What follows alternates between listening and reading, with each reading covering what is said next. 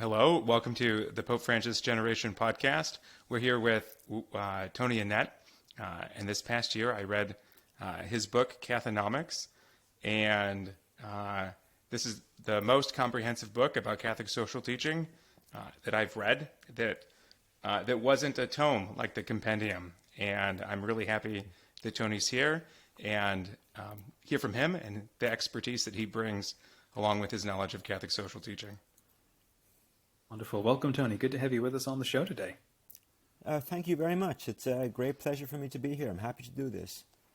Exciting to chat with you today. Tony is part of an all-star cast that we are bringing to Pope Francis Generation for Season 2. So looking forward to seeing where this can go. So for those who are catching this show for the first time, or if you are returning and you just love our intro, hello and welcome to the Pope Francis Generation. It's the show for Catholics struggling with the Church's teaching, who feel like they might not belong in the Church anymore, and who still hunger for a God of love and goodness. Your hosts are me, Paul Fahey, a professional catechist. I'm Dominic, someone who needs catechesis. Together we're taking our own look at the Catholic Church, her teachings and practices from three views that changed our world. And those are the Kerygma, the doctrine of theosis, and the teachings of Pope Francis. So together with you, we are the Pope Francis Generation. Paul, over to you. Would you like to introduce Tony? Yes, yeah. So we're here with Tony. He's a senior advisor at the Sustainable Development Solutions Network and an adjunct professor at Fordham University.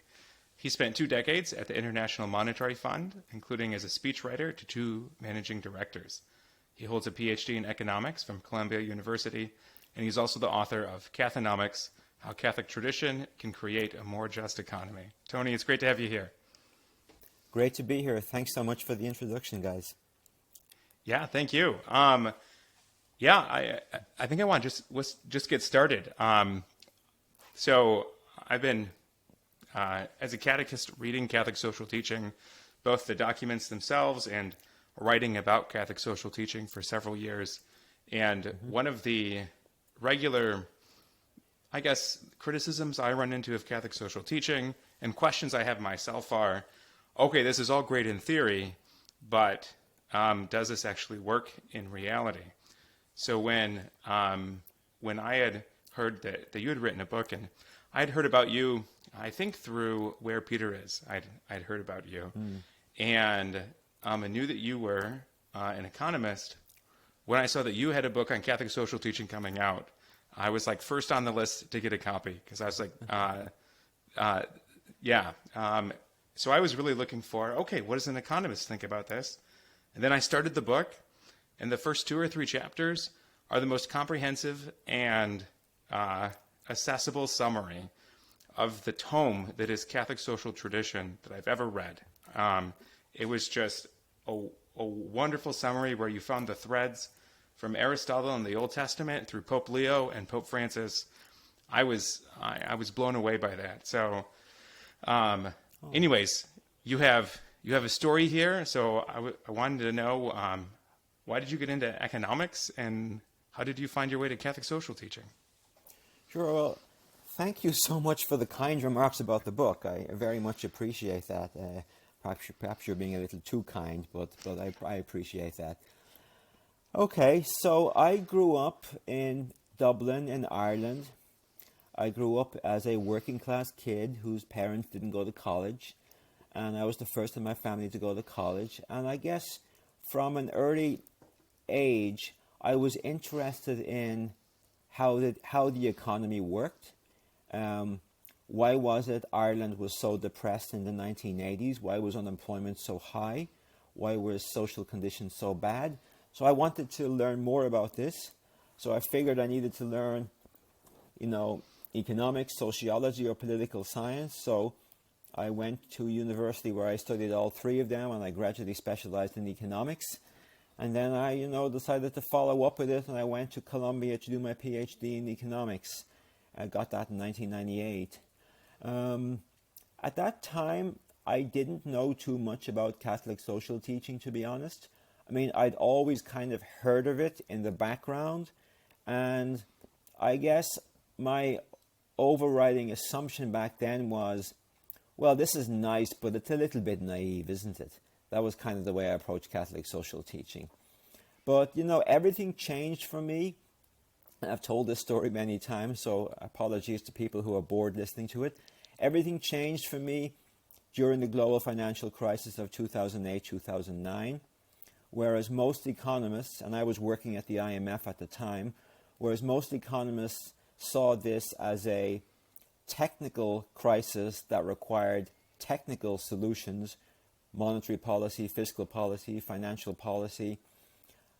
I was of the view that, these technical solutions are all fine, well and good, but they're not getting to the crux of the issue, that this is fundamentally a moral crisis and an ethical crisis. It's a crisis of greed, the greed of a small number of financial actors and bankers led to a devastating recession, and millions of people lost their jobs and lost their homes.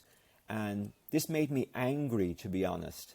And I was kind of frustrated that economists were not looking at it through this lens. So I started looking at different ethical traditions, and that brought me in contact with Catholic social teaching. So I started to read the encyclicals, and I kind of fell in love with the social teaching, because it dawned on me that this was not wishful thinking, this was not naive. These actually are a set of principles upon which to guide the global economy that are both more aligned with who we are as human beings and more able to offer a kind of a healthy economy for everyone. So that's how I would kind of answer that question as to my origin story, as it were. Yeah. So how has, since then, how has Catholic social teaching changed your life, and how has it changed? Because I believe you're no longer at the International Monetary Fund, correct? I'm not. No, I left. I left during the pandemic, which turned out to be not a great time to leave a job, but it is what it is. Yeah. But so I would say that. Sorry, Paul. I was going to say, so if I recall in your book, there was a story that the work you do now is directly tied to Catholic social teaching, correct? Sorry? That the work you do now is directly tied to building a more ethical economy. Yeah, it kind of started for me when I watched the election of Pope Francis in 2013, and I was still working at the IMF at the time, watching on my computer screen. I felt that this was going to be a very profound papacy. I felt that things were going to change for the better, and I felt that somehow my life was going to change too. And it did. So I went to work with Jeffrey Sachs at Columbia University, and he set up this initiative housed at the Pontifical Academy of Social Sciences at the Vatican called Ethics in Action. And that brought together people from all different religions, as well as economists, social scientists, development experts, labor business people, activists, all to kind of see if we can come up with a cross-cultural moral foundation for the great challenges of sustainable development we face today. And we did that for a number of years, and there's a book coming out of that at the end of this year. And then I left the IMF after that because I wanted to do something different. And I've been doing some teaching at Fordham. I've been involved with an initiative through Fordham University also to kind of, how do you think about redesigning business and economics education? This is partly through the Jesuit educational network, because they're completely wedded to the idea that they need to teach business and economics education differently. But it's also a more broader idea to change, because everything really starts with education. So I've been involved with that. And then I wrote the book, and I've been, working on a number of writing projects since then. That basically brings you up to speed. That's fantastic. I want to jump into your book a little bit. In lots of thinkers that I've read writing about Catholic social teaching, or who Catholic thinkers who are trying to bridge Catholic teaching and politics and economics, there's a tendency to just want to reject liberalism altogether, to either move towards like a third way type of distributism or an integralism or something like that. But you don't seem to have that. I don't get the impression you want to reject liberalism altogether. So if that's the case, what does a more just economy look like in the modern world from your perspective? Yeah, that's a very good question. So in the book, I talk a lot about the post-war experiment in the kind of the merger between social democracy and Christian democracy. The idea that you accept a market economy, you accept democracy, but you root all of this in human dignity, and you try to protect people from the random fluctuations that occur in any market economy through a welfare state, and also through general forms of social insurance, and depending on which country you're in, like for example in Germany, greater emphasis on, say, workplace democracy and strong unions. So kind of a way to balance, kind of even out the edges of the market economy through social democracy. So I would say, I think that's true today. I think if the challenge in 1945 was how to build a kind of a social democracy, which would be, I would call, a market economy plus democracy plus economic rights. You accept those economic rights. I would say today the challenge is sustainable development, which is really a market economy plus economic rights plus protection of nature. And this is laid out very clearly by Pope Francis in Laudato Si. And I think that the Sustainable Development Goals from the United Nations map out the contours of the global common good, and implementing those goals for all people would be a way to achieve greater justice in the global economy today. Yeah, so would you say in Catholic social teaching, when the Church talks about the common good, it talks about how everyone has a right to housing, education, access to healthcare, the things that everyone needs to have the opportunity for a thriving life. So when you say economic rights, are we talking about the same thing? Yes, absolutely. The same thing. Healthcare, education, social protection, social insurance, the right to decent, dignified work. All of these things are economic rights. That's exactly what I'm talking about. And they're laid out very clearly by Pope John the 23rd in his encyclical Pacem in Terris. In fact, the very first rights he talks about before political rights are economic rights. So they're absolutely foremost in Catholic social teaching, yeah. Awesome. So when I think about how to actually enact the common good, especially when you factor in Pope Francis's emphasis on integrating the environment and care for the environment into the common good, these things seem so big and so daunting and so impossible. But there was one section of your book that I really gravitated towards, and you were drawing from a paper you had written, I think from Ethics in Action, on the, I think it's titled The Multi-Religious Consensus on the Ethics of Sustainable Development. And there you listed a whole ton of figures on what the actual cost would be to end poverty and to actually, meet our goals to stave off global warming. And then you listed how much the world spends on military funding, how much is in offshore bank accounts from billionaires, and things like that. And I left that section with two feelings. The first was a moral disgust at the money we're spending on war and the hoarding of wealth. But the other was that solving some of these things actually has a price, which means it's doable in some way. And that the money exists in the world to actually solve these problems, that they're not impossible. So, is there more you can say about that? Yeah, sure. Yeah, I know exactly the work you're referring to. It is quite staggering, and it's kind of a moral travesty when you think about it. But the first point to make is that we are a fabulously wealthy world. The world economy is over $100 trillion every year produced in GDP, the whole world. And if you want to, just to give you a very simple example, which is just kind of pulled out of thin air, but it kind of puts some grounding on these numbers. Let's say you take the poorest billion people in the world. The World Bank says there's 689 million people living in extreme poverty today. That's living on less than $1.90 a day, extreme poverty. But let's raise that a little bit higher and say there's a billion people. And let's say you want to give every one of those people $1,000 a year. Now that will allow them to have their basic needs met. Their food, clothing, housing, basic health care and education. They won't be rich. They won't be rich at all. But in their home countries, they will have the basics of a dignified life. So that's basically $1,000 a year for a billion people is $1 trillion. That's 1% of the global economy. That's it.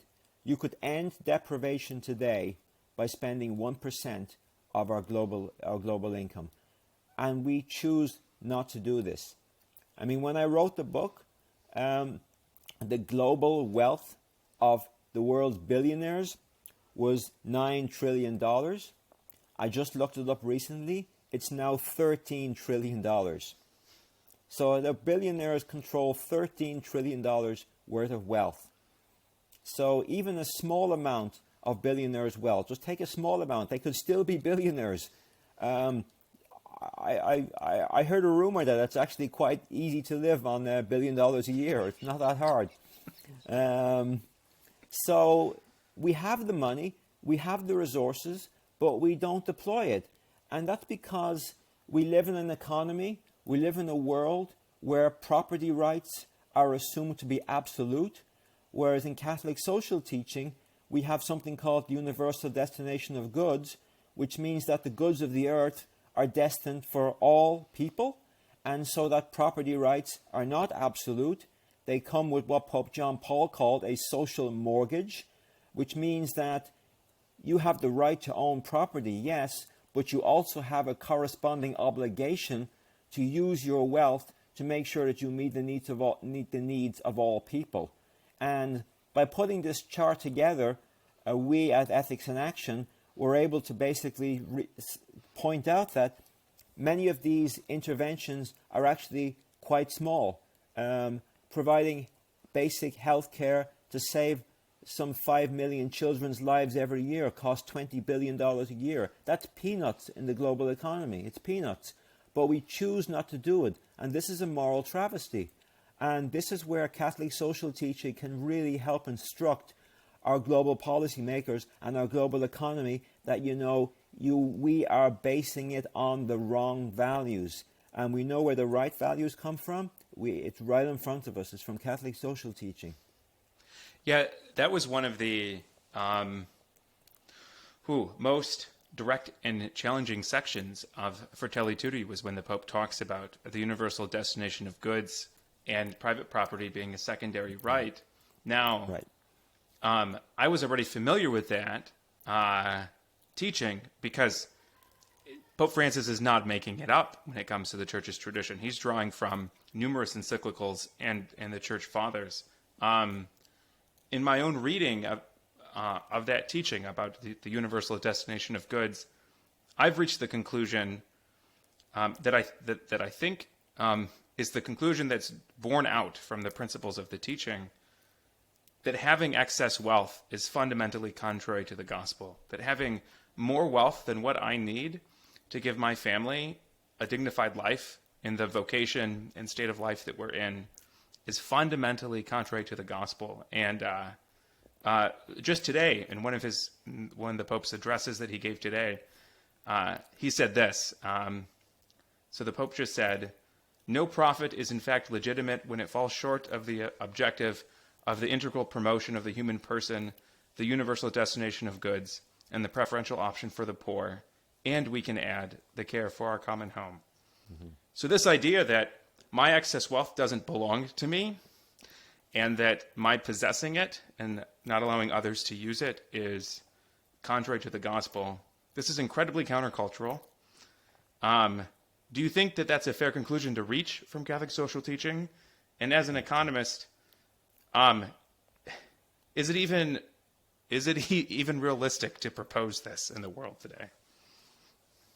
Yeah, I think it's an absolutely fair conclusion to draw from Catholic social teaching, and it's probably, for us who live in the wealthiest country in the world, I would say it is probably the hardest teaching of Jesus. I think we can all identify with the rich man who, when asked to give away his wealth to the poor, went away and couldn't do it. And I think, we can all look at ourselves as citizens of a very rich country through that lens. So if you look at Catholic social teaching, whether you go back to the Hebrew scriptures or the teachings of Jesus, or in most strident terms of all, the teachings of the church fathers who denounced people who hoarded wealth and didn't share with the poor in the most strongest possible terms. If you quoted St. Ambrose or St. John Chrysostom to somebody today and didn't give the source of the quote, they'd probably say you're quoting Karl Marx. But so they're very strong denunciations of people who hoard their wealth and don't share with the poor. But also in the thought of Aristotle too, there's a real emphasis that wanting too much or greed undermines virtue and undermines the individual and common good. And of course that comes together in the thought of Thomas Aquinas, who also said very clearly that wealth should not be sought for its own sake. All your needs and wants should be balanced and moderated, and lower order goods, which includes stuff you buy in the market, should be subordinated to higher order goods, to what Catholic social teaching calls integral human development, the fact that we need to focus more on being more than having more. Now the problem with that is, and you're right to say it's countercultural, because the tradition I was trained in, the tradition of mainstream economics, neoclassical economics, says that your goal in life is to maximize your preferences subject to your income. It's to get as much stuff as you possibly can, and your wants are absolutely unlimited. You never stop wanting more, you never stop desiring more. Your appetites are insatiable. And that, of course, is completely antithetical to Catholic social teaching and to the tradition of Aristotle and Aquinas. But it's baked into where our economy runs today. If you look at the quest for more and more economic growth, more and more consumerism, more and more materialism, more and more luxury, it's really baked in, this defective way of looking at wealth. It's very countercultural, and I think Catholic social teaching has a lot to say about this. So, along with that, in the Church's teaching, it talks about how there is that the state doesn't just have the authority, but has the responsibility to step in and help make the economy more just. And so, if what we have in the world is a distribution of resources problem, and the Church says that the state can step in and has the responsibility to step in to help distribute these resources more justly, how is what the Church is proposing here different than socialism or communism? Well, I think that's an interesting perspective. I would say that because the Church has an old teaching, if you go back to the universal destination of goods, there is kind of the teaching that private property has a twofold nature. This sounds quite technical, but it's actually quite simple. It's private ownership and common use. So private ownership is legitimate, but it must be subordinated to common use, which is the universal destination of goods. The problem is, if you take one of those things, either private ownership or common use, and push it to the extreme, you run into problems. And both of those extremes are condemned by Catholic social teaching. They're called the twin rocks of shipwreck. One rock of shipwreck is where you have pure libertarianism, where private ownership is everything and there's no responsibility that goes with that wealth. But the other rock of shipwreck is where private ownership is cancelled and you just have common use, where the state or the public owns everything, and that's communism. That's also completely ruled out by Catholic social teaching. So I think Catholic social teaching strikes a very good balance between these two extremes of libertarianism and communism. But I do think, to repeat a point I made earlier, that there is a strong overlap in what Catholic social teaching proposes and what, say, social democracy proposes on the economy in terms of the role of the state. There definitely is. In a sense, Catholic social teaching is even more radical because it proposes things like workers sharing in the profits of an enterprise, hybrid enterprises that create benefits to people as well as make profits, democracy in the workplace whereby workers can sit on executive boards and also at work councils at the level of the organization. All these things have been promoted by Catholic social teaching, but you don't hear it so often coming from social democrats who tend to focus mostly on the state. For Catholic social teaching, the private business as well as the state must orient its activity towards the common good. Everybody must be oriented towards the common good. So some overlap, but not complete overlap, I would say. Yeah, it sounds like what you're proposing is very similar to when Benedict was Pope. I think it was in First Things, he wrote a long essay that was a history of different ideologies. But in there, he makes a comment where he talks about how the social democracy that arose in Europe, especially in Germany, he said was very much consistent with the Church's social teaching. He did. He actually referred to it as democratic socialism. He said yes, but it's aligned well with Catholic social teaching. He did write that, and his papacy, his encyclical Caritas in Veritate, bears that out too, where he is very worried about how globalization affects the social assistance state, how it manages to undercut the social assistance state. He expresses concerns about that in Caritas in Veritate. Yes. Yeah. So Dominic, I've been talking a lot. You have any questions to throw in here? Oh my goodness. I mean, really, I'm just soaking it up and learning. I haven't been fortunate enough to yet read Tony's book, so really just learning and paying very careful attention. I'm actually curious to ask Tony a question. You referenced, I think it was an encyclical or a papal document where the economy was to be given primacy over the polity, over the political. Does that ring a bell? Do you remember that from 20 minutes ago or so? Not really. No, it was something where, I'm trying to now remember. Paul, do you know what I'm talking about? Was it John the 23rd prioritizing economic rights over social rights? Oh, right. Yeah, and I was curious to have that unpacked a little bit more because I didn't understand that one. Okay. Right. Well, if you think about modern human rights, which really came out of the Enlightenment, most modern human rights are kind of political rights. The right to free speech, the right to assembly, the right to vote, all these things are political rights.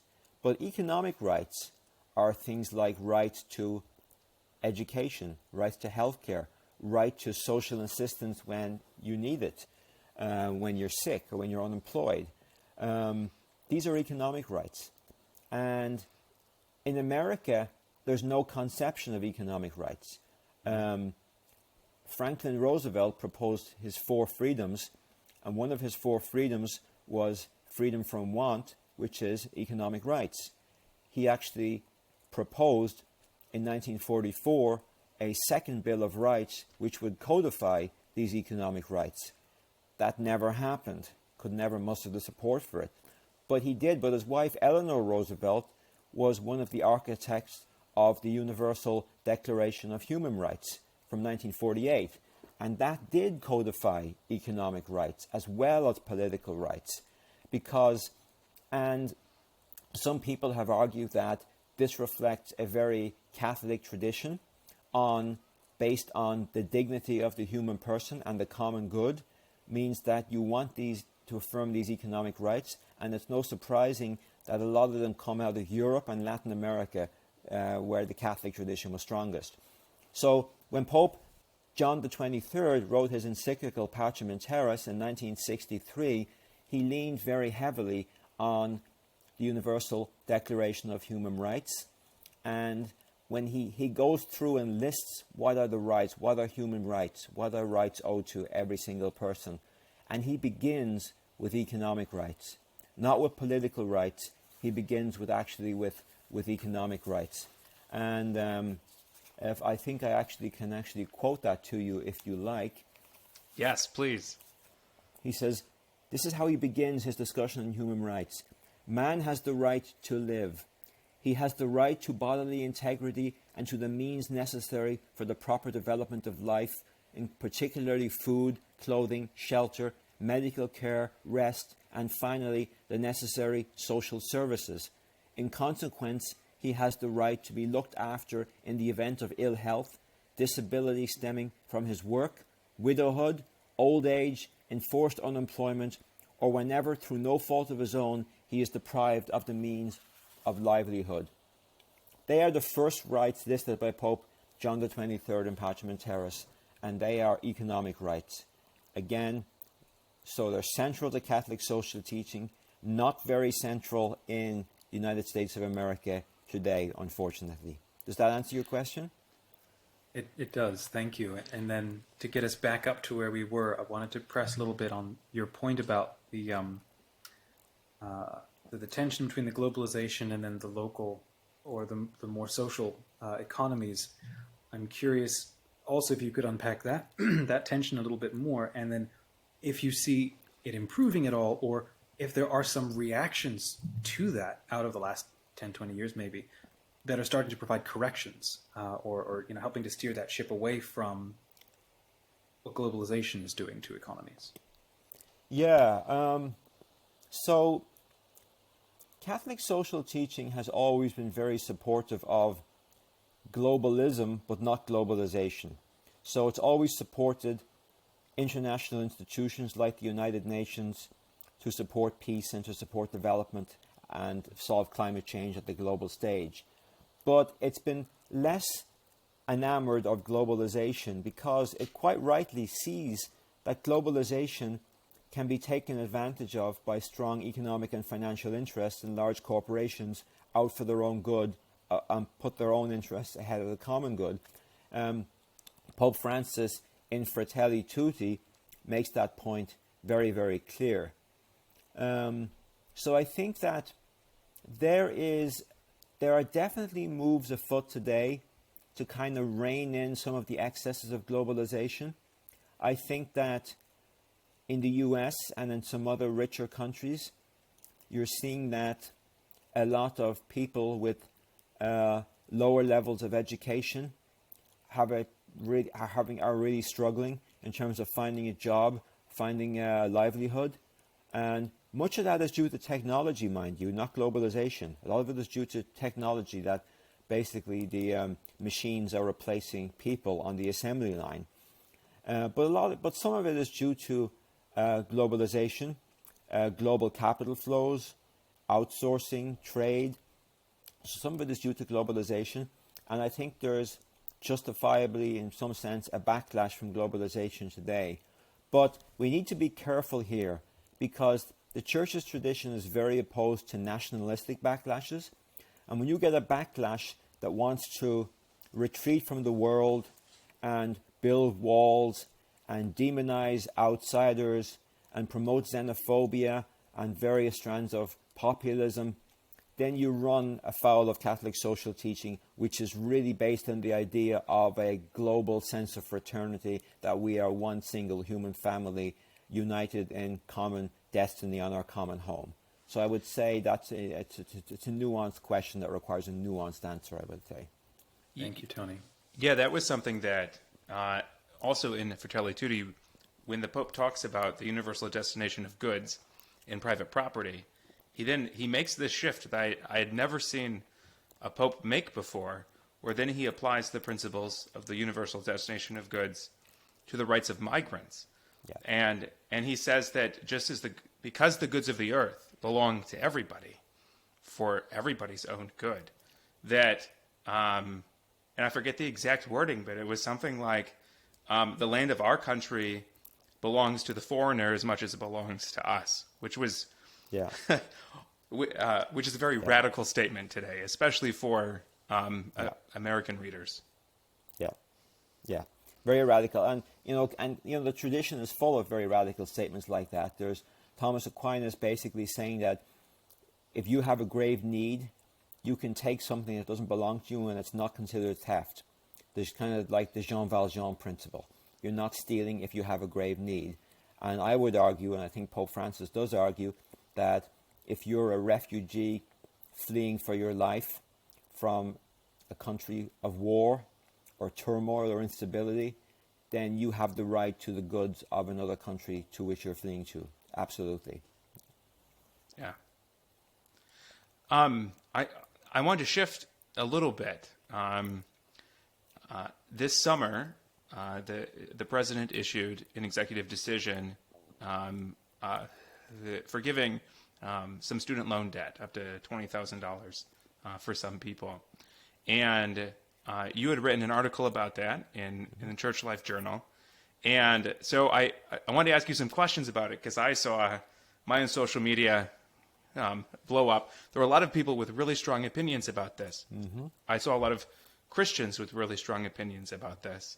A lot of memes. Some memes saying things like, "We have the responsibility to pay back our debts," and then some saying things like, "Well, Jesus forgave the debt of sin, so therefore Christians ought to support student loan forgiveness."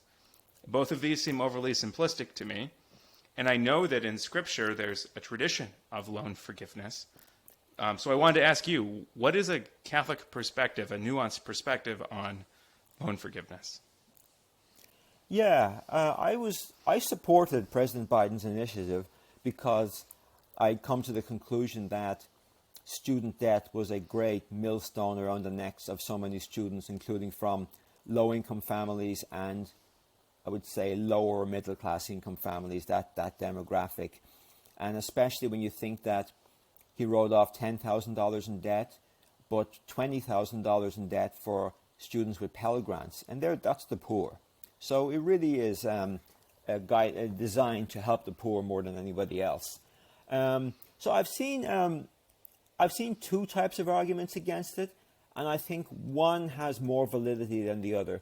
The more valid argument would basically say, well, the real people who are struggling would be the 2/3 of Americans who never went to college in the first place.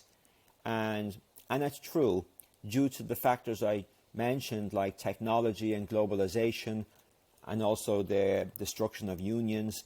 Their economic prospects are quite dim right now. So that's true. But that doesn't, in my view, mean that you can't help people who are burdened by student loans. I mean, it just means that you need to help a wider group of people. So I think that argument has some validity, but it still doesn't hold up for me. The one with less validity, which I think doesn't hold up at all, is the one you just mentioned. Well, a debt's a debt and you got to pay what you owe. Because that completely violates the biblical standards of justice when it comes to debt forgiveness. Like, as we know from the Hebrew scriptures, you have the cycles of 7. Every 7th year you have the sabbatical, where all debts are to be forgiven, and all prisoners who sold themselves into debt slavery are to be freed. And then every 7th sabbatical is the Jubilee, and it's a normal sabbatical, except you have the added step that any land or credit, any land sold under duress over the past 50 years has to be returned to the original owner, because again, this gets to the idea of universal destination of goods, that private property ownership is never absolute, because the land ultimately belongs to God. So I would argue that debt forgiveness is a core part of biblical justice. And we forget that today because the values are all wrong.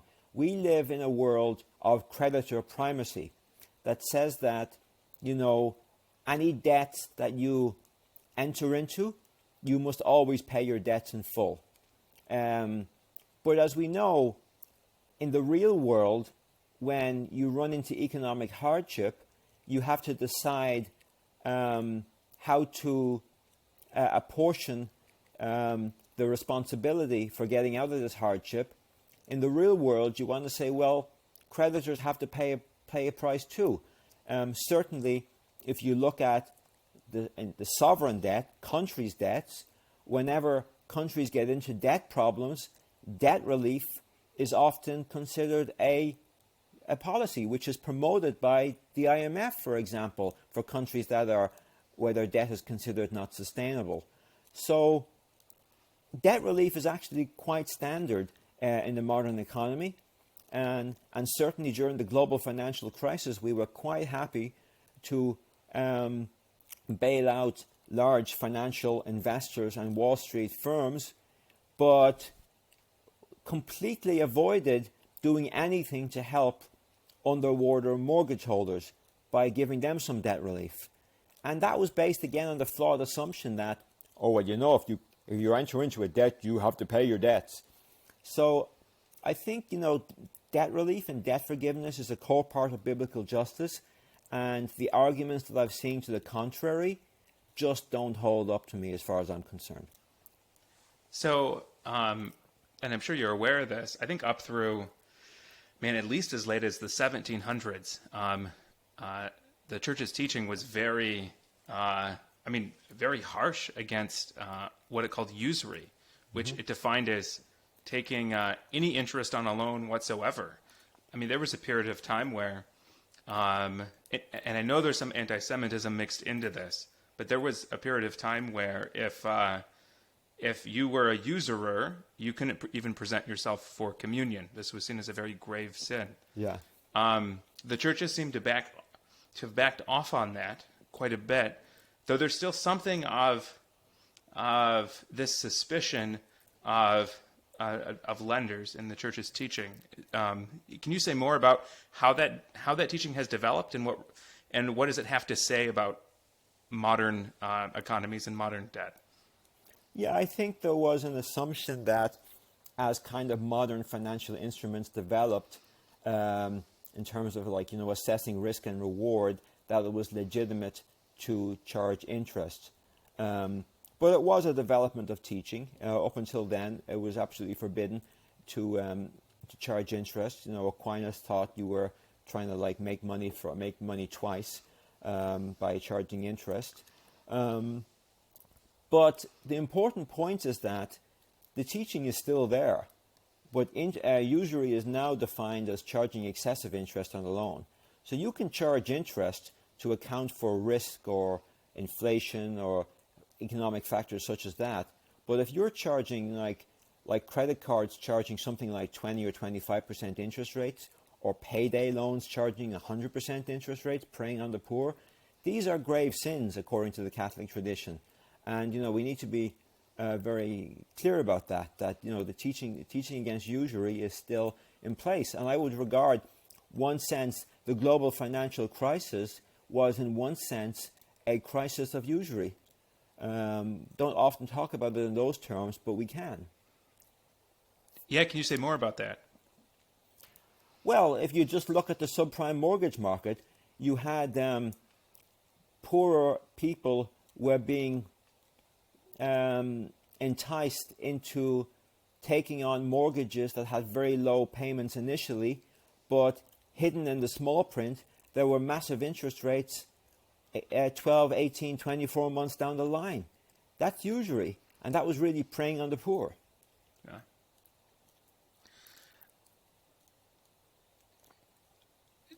Dominic, I want to give you a chance to jump in again. I feel like I'm running away with this. Nope, that's fine. Please fire away. I'm listening and taking notes.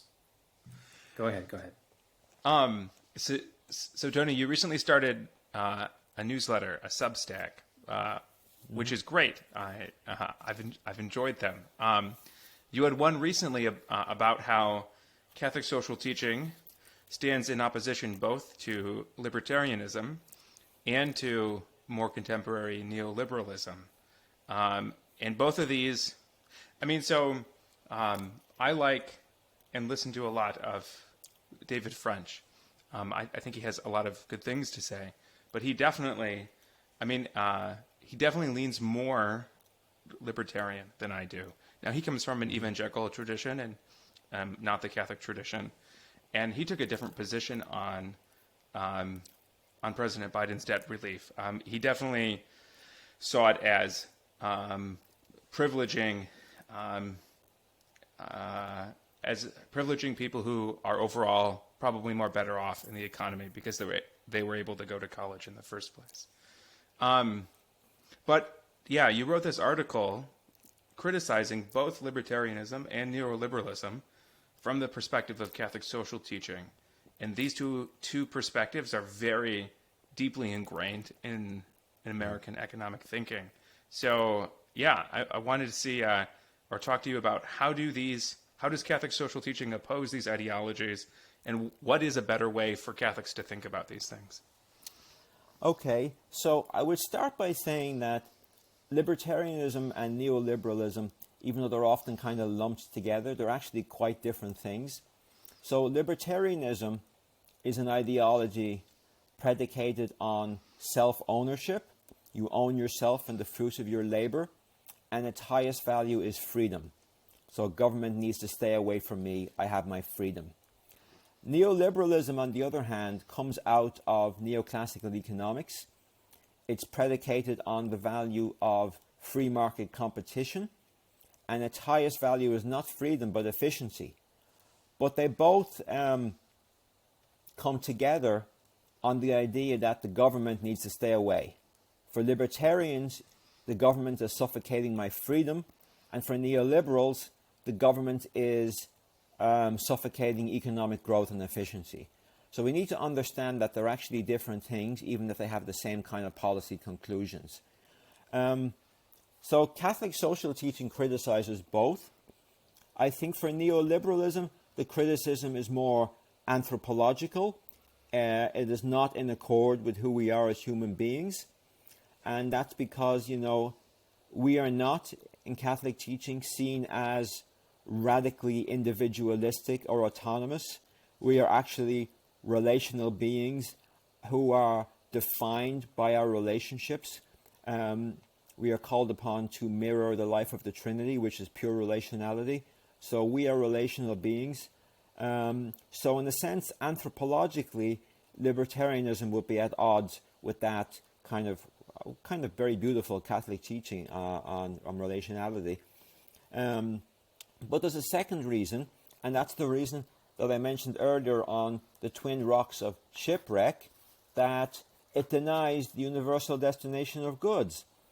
Libertarianism sees property rights as absolute, doesn't recognize any economic rights whatsoever, and you are entitled to the fruits of your labor, and the government has no right to tell you what to do with the fruits of your labor, and everything you do with your income or wealth should be voluntarily. It should be what you choose to do. So it puts charity above justice. So for those reasons, I think the Catholic tradition is against libertarianism. It's also against neoliberalism, but that's for more practical reasons. And Pope Francis has been very strong about that too. Neoliberalism with trickle-down economics is supposed to benefit everybody. Economic growth is supposed to benefit everybody and raise all boats.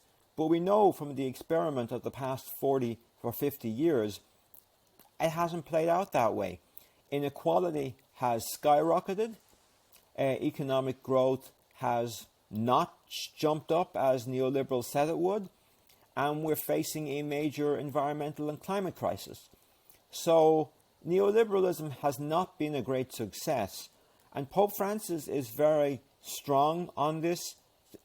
He argues that it rewards the rich and the privileged and the powerful, and it sends the poor away empty.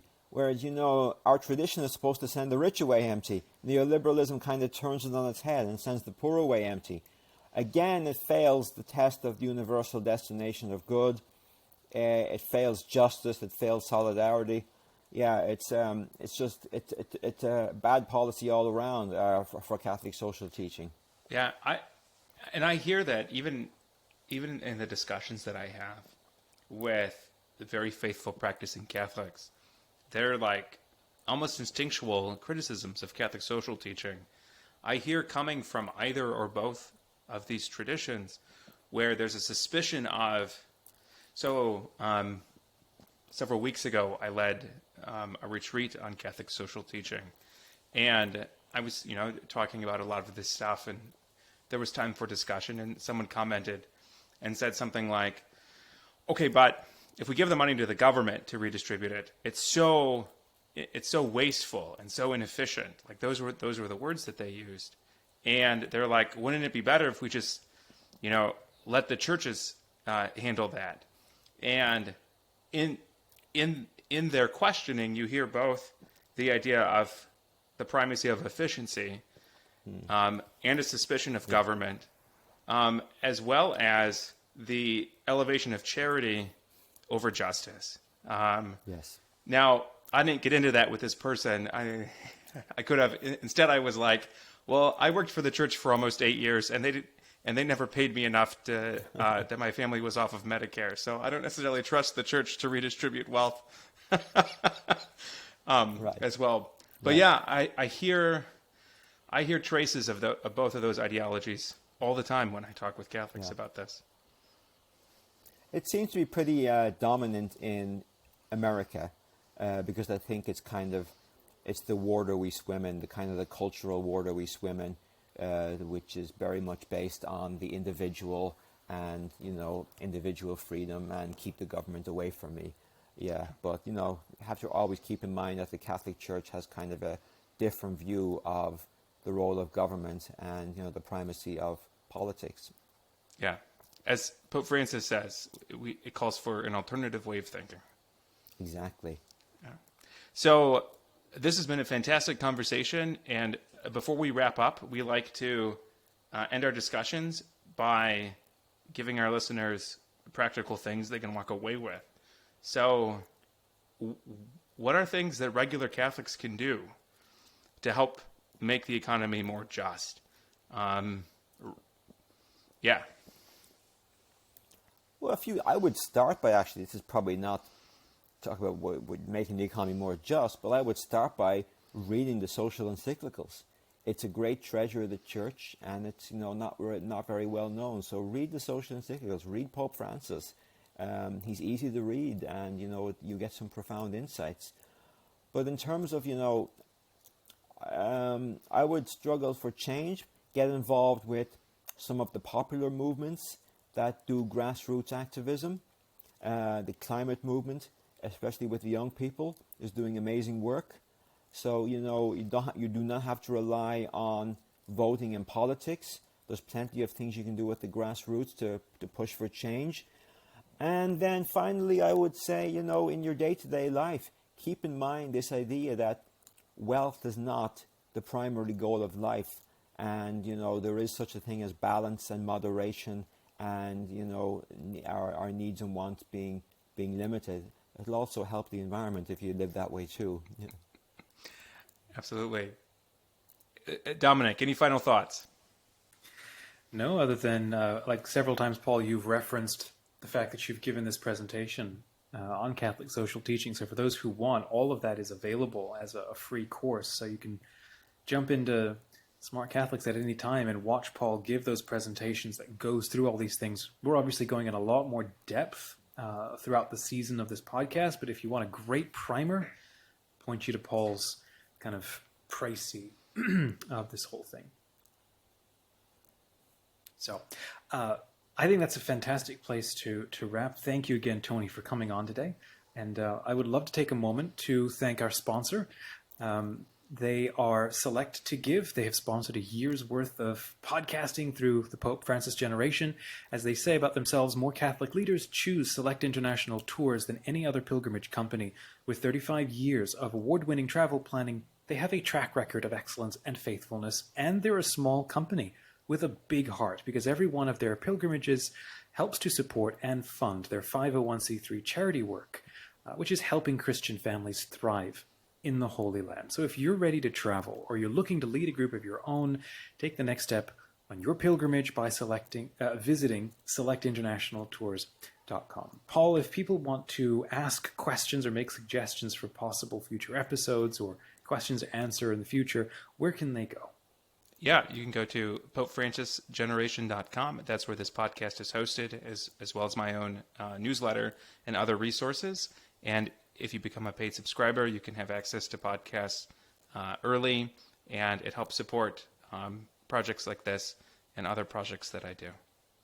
That's right. That this project it's a love gift offering from Paul and also from myself. I'm the host of SmartCatholics.com. It's a online community for those who like to think along the lines of the Holy Father, Pope Francis, and it's free of trolls and ads and toxicity, building a culture of kindness and learning. So if you enjoy podcasts like this, come on over, check us out at SmartCatholics.com. Please do hit like on this episode. It does help people to hear more about Tony's book, and we'll put a link in the show notes so that people can score themselves a copy. Till next time, friends, say a short prayer for yourself and for us. And remember, don't be afraid to ask questions. Doubts can be a sign that we want to know God better and more deeply. God bless you.